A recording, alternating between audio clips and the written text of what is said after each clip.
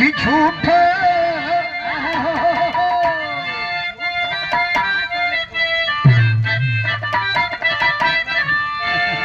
कि झूठा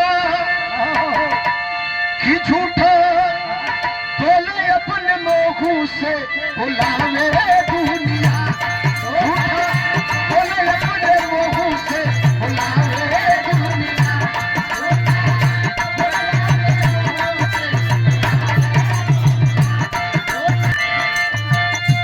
कि झूठा बोले अपने मुंह से बुलावे दुनिया झूठा बोले अपने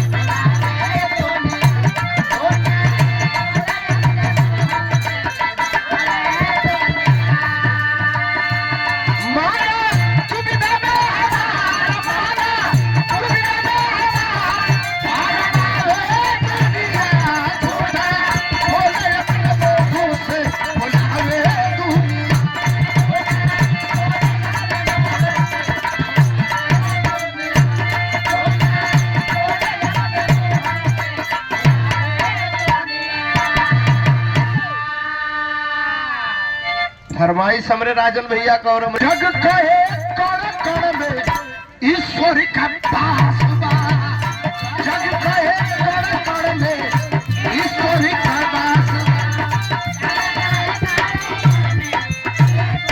ईश्वर का पास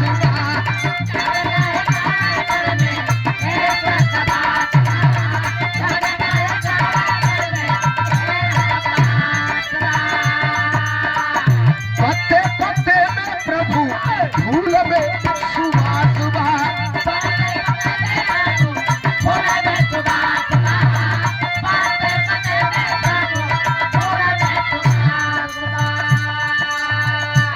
काहे भगवान काहे भगवान के चढ़ावे दुनिया एकर मतलब कि भगवान के ऊपर भगवान के चढ़ाना तो कभी सवाल करत हो का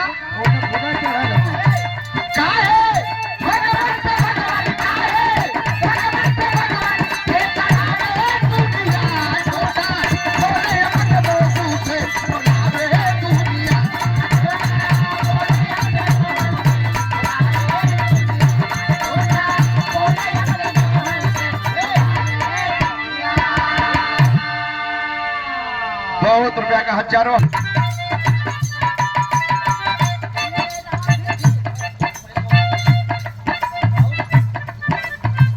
बाबा कहना में कैसे सीता के स्वयंवर में खड़ची घुसियाई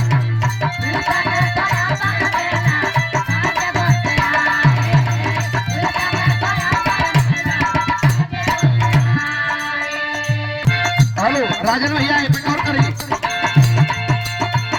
सीता के स्वयंवर में खड़ची घुसियाई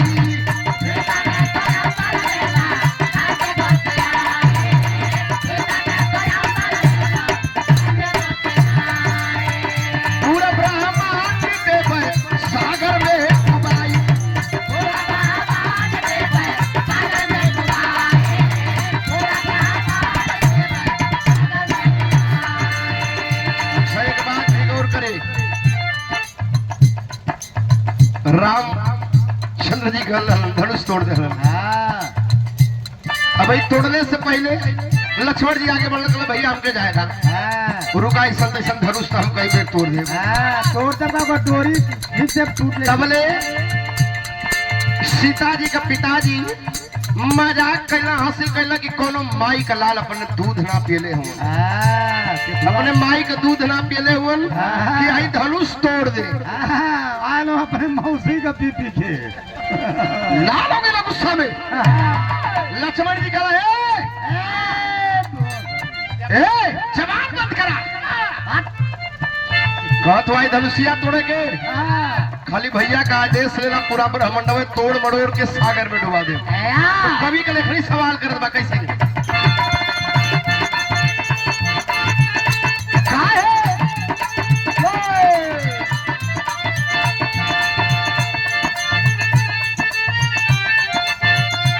अपने कहावत झूठे बा अपने कहावत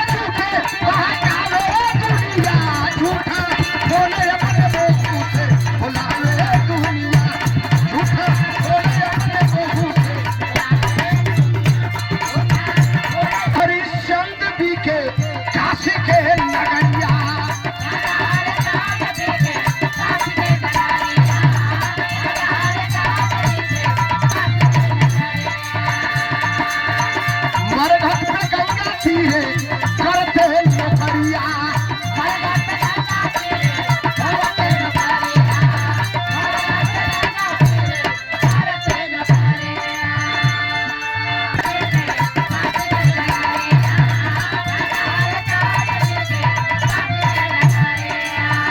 मरघट पे गंगा तीरे करते नौकरिया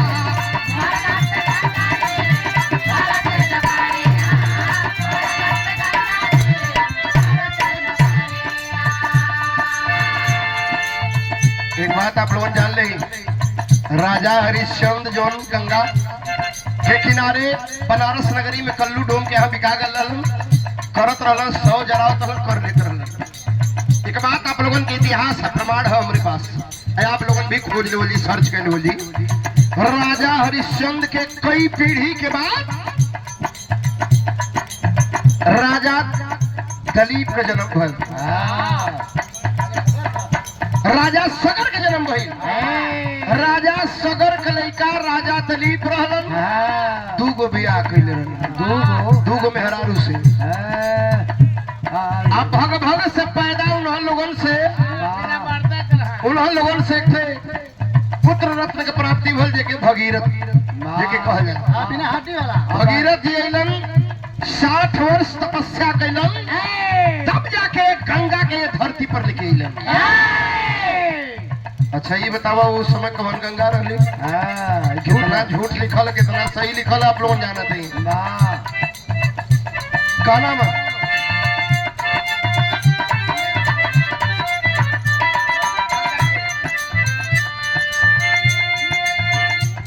कह नाम है कैसे? दिए राम विभीषण को लंका का ताज हो,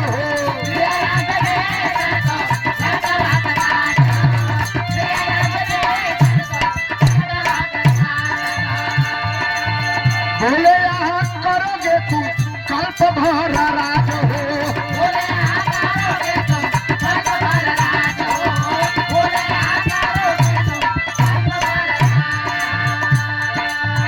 मर्यादा पुरुषोत्तम राम विजय प्राप्त के लिए लंकेश के यहाँ ये भैया वहां का राज अभिषेक दे देना विभीषण के कि जाओ विभीषण एक कल्प राज करोगे। एक कल्प होला कितना? 4 चौकड़ी मिला के एक मणिवंतर बनला, 1000 मणिवंतर का एक कल्प। अरे वाह! वही चौकड़ी भी ना भीतर है। हमारे गांव के ठे चच्चा रहलन, पलटन के बाबू श्रीलंका में रहलन, शौचालय में काम करना। बड़ा दिन बाद अइलन, कली अरे चच्चा प्रणाम। कल अरे खुश राहुल का प्रोग्राम चलत, हम कल ठीक है चलत था, लेकिन एगो सवाल तो से करेंगे। कने का पूछा? अच्छा ये बताओ विभीषण लौकल कलमक पागल है का रे? वो राजा कहीं मरवोर न गल हुई हम कली नहीं लिखल है। मर्यादा पुरुषोत्तम राम तिलक लगौला राज अभिषेक कैलन श्रीलंका का। वो राजा बनावल गइलन, विभीषण जब बनावल गइलन तो एक कल्प का वचन देने कि एक कल्प राज करोगे। वही चौकड़ी भी ना बीतल, अब वही तो रहे के चाहिए उनके। कल अच्छा ठीक है अब तो जाए तो खोजो। भारत का कंपनी चलावाना वही जाए, कल अब जाए तो खोजो। कल का नाम है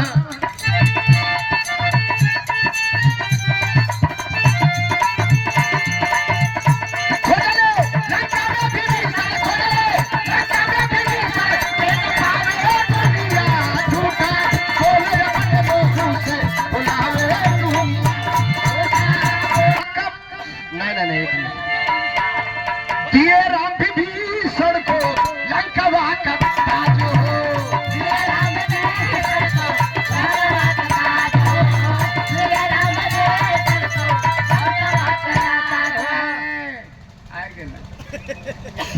और देखें दिए राम विभीषण को लंका का ताज हो।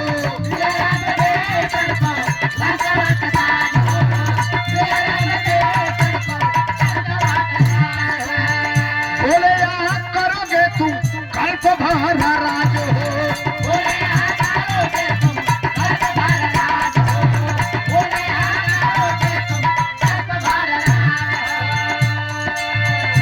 खोजले लंका में विभीषण, खोजले लंका में विभीषण,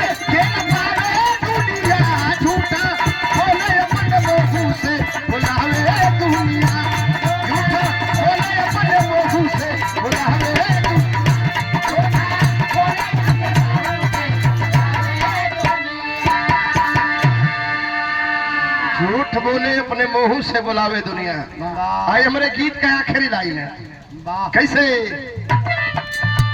बेदवा का बतिया भी हारी पतू गावे ले बेदवा